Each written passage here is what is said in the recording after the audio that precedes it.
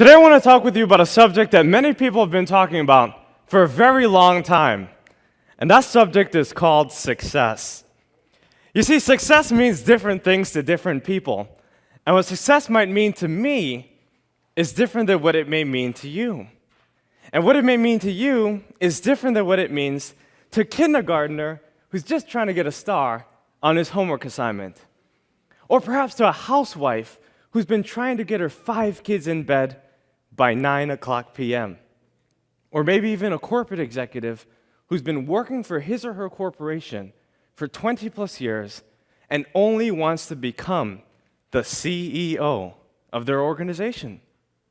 As you could tell, we have so many different definitions of this word success, but the greatest definition I can give you today is this. Success is all about self-expression. It's about being who you want to be, doing what you want to do, going where you want to go. Because when it comes to your life, you are the boss, and you have a choice. In fact, you are who you are today because of all the choices that you've made in your whole entire life. But as we're growing up, we have a lot of people who try to tell us how to make these choices. Our parents, our teachers, our bosses, our friends, even our neighbors. They try to tell us how to live our lives, what we should do, where we should go, how we should walk, how we should talk. But my question for you is this. If you're trying to be what other people want you to be, then who will be you? So the key to success is to stop conforming to other people's expectations and start performing to your own level of expectations. It's to believe in yourself. It's to know that what you want will eventually come to fruition as long as you believe it.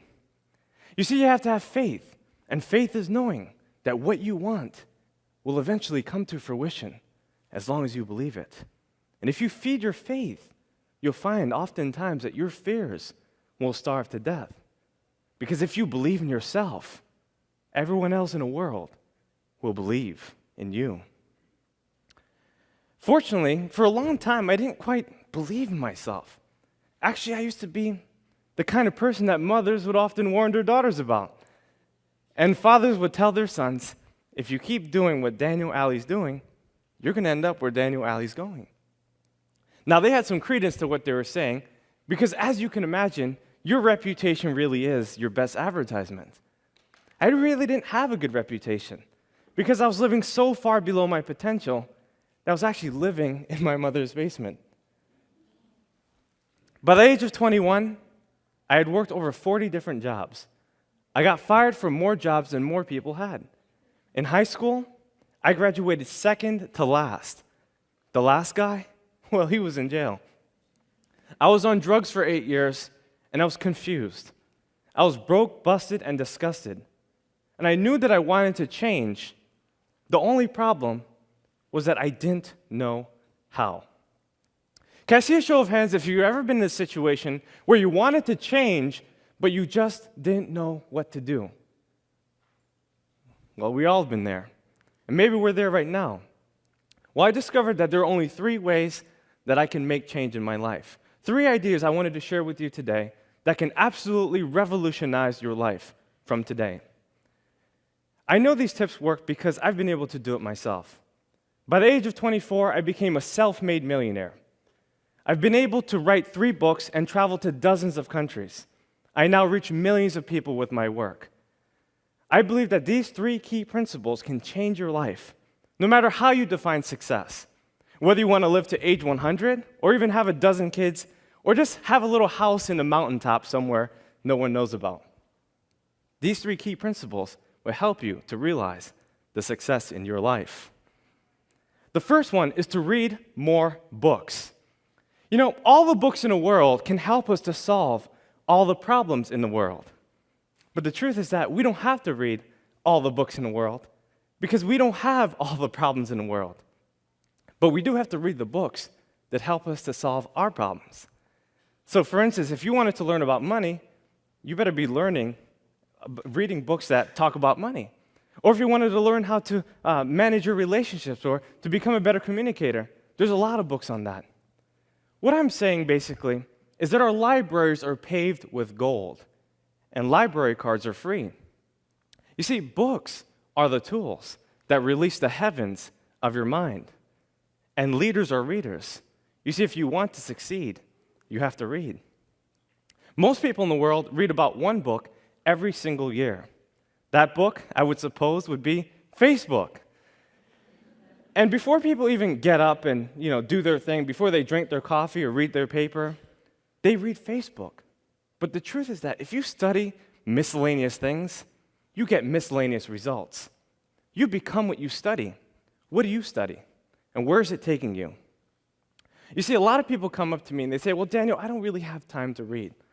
I have kids, I have work, I'm a student, I already have so many textbooks, I'm doing so many things, I'm too busy. But if you don't have 10 minutes a day, you're basically saying you don't have a life. We all have time to read. We all have time to pick up a good book and read for ourselves so that we can learn. Look, if you read 10 minutes a day for 30 straight days, that's one book a month. One book a month in 12 months is 12 books a year. You can do in 1 year what most people do in 5 years. Talk about not having time. We all have time to read. Remember, readers are leaders, and the only way you can succeed is if you read. My second suggestion is about getting around the best individuals you can. You see, we're the sum total of the 5 people in which we surround ourselves with the most. We earn the same income. We go the same places. We do the same things. We think the same thoughts. And if you were to look at your 5 closest friends, you've got to ask yourself this one question. Who are my leaders, and where are they taking me? In other words, are my leaders taking me to the place that I would most likely want to be? You see, if the answer is no, then you need new leaders. You need people who are inspiring, people that can help you, lift you up to the goals that transcend your own possibility and your thinking. You have to realize your goals, and you can only do that by getting around the right people. Now, many of us have what I like to call default friends. And default friends are basically people that we see around the neighborhood. People at the grocery store, the gym, the mall, at church, at work, everywhere we go. These are people that we naturally befriend as we start to gain their trust and acceptance. And what tends to happen is that if you're a highly ambitious person and you have really high goals, a lot of these people can't help you reach your goals. So you have to look outside. You have to search for people. I'll give you an example. I had a friend, his name was John, and he was actually a plumber. And his father and him had a pretty successful business, at least it seemed like it. So I asked John, I want to start a business. What exactly do you think I should do? John pulled me to the corner and he said, Daniel, I don't think you want to start a business. 98% of businesses fail within the first 3 years. Then he proceeded to tell me about all the reasons why I couldn't do it and why it won't work. He told me how it was so hard working over 100 hours a week, how hard it was to manage payroll, and why the recession was holding him back from getting more clients. As he told me this, I became a little discouraged, a little dejected. And I went home and I thought about it. When I got to my journal, I usually reflect, and I wrote down in my journal that 98% of statistics are made up, including that one. You see, you have to realize that no one's opinion of you can become your reality. And in order to change your reality, you have to change your mentality and the people you surround yourself with. You have to get yourself around people who can help you, people that are smarter than you, people who have gone further than you, people that know exactly what you need to do to get to that next level. You see, the truth is that the people that you're looking for are also looking for you, but you have to find them. You see, sometimes we surround ourselves with strangers and family members who tell us what we can't do. They limit us. And a lot of people have the right intentions, but oftentimes they provide the wrong directions. In other words, they want to help us, but they just don't know how. So get yourself around people who can. A lot of people ask me, well, Daniel, how do you find these people? It's easy. If you follow step 1, which is to read more books, you'll find that in the back of the book, there's the About the Author section. And what I used to do is I used to reach out to the authors. Thankfully, we live in a new millennium, which allows us to get on their social media, their websites, and so we can have a conversation with them. We can change by actually understanding what it is that they teach. And if we ask enough questions, we can make great progress in our life. Remember, the people you're looking for are also looking for you. So get yourself around those people.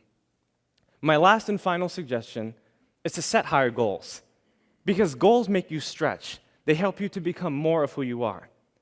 And in this enormative conformity, so many people don't know how to set goals. They get confused about the process. A lot of people use New Year's resolutions. But the problem with New Year's resolutions is that a person often tries to do too much too fast. So let's say Doug wants to stop smoking. On December 31st, he says, I'm done. January 1st, I'm clean. Never again. You see, he hasn't created a plan of action to achieve his goals, and therefore it is unreasonable. Bucket list is something else that people do. And usually when someone creates a bucket list, they're giving themselves too much time. There's no urgency, and most of the time, they don't write their goals down. So what do you suggest? Well, I'm glad you asked. What I do suggest is for you to write your goals down. I believe that a dull pencil is better than a sharp mind. And to impress your subconscious mind, you have to write your goals down so that you can hold it steadfastly to who you are. I have this method I teach all around the world. It's called the 20 idea method. And basically what you do is you select one overarching goal that you would like to accomplish, and then list 20 ideas that corresponds with that particular goal. So let's say, for instance, you wanted to become a better public speaker. What are some things you can do? Well, you could watch TED Talks like you are right now.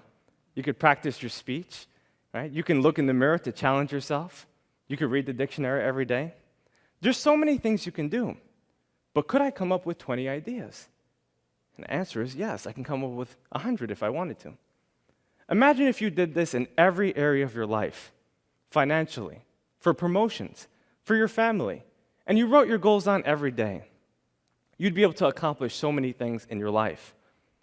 You see, we have everything we need in order to succeed, but we have to take the things that we have to get more of the things that we want. From the cars that we drive, to the clothes that we wear, to the food that we eat, and the people that we meet. In this depository of diversity, we have everything we need in order to succeed. But we have to believe. You see, when you believe in yourself, you'll find that everyone else in the world will believe in you. And you also have to think big. When you think big, you'll do big, and you'll win big. Well, big is actually the 3 ideas I wanted to share with you today. B, the books that you read. I, the individuals you meet. And G, the goals that you set for yourself. Books, individuals, and goals. That's all you need to accomplish success. Because when you think big, you'll do big. And you will win big, my friends. Thank you.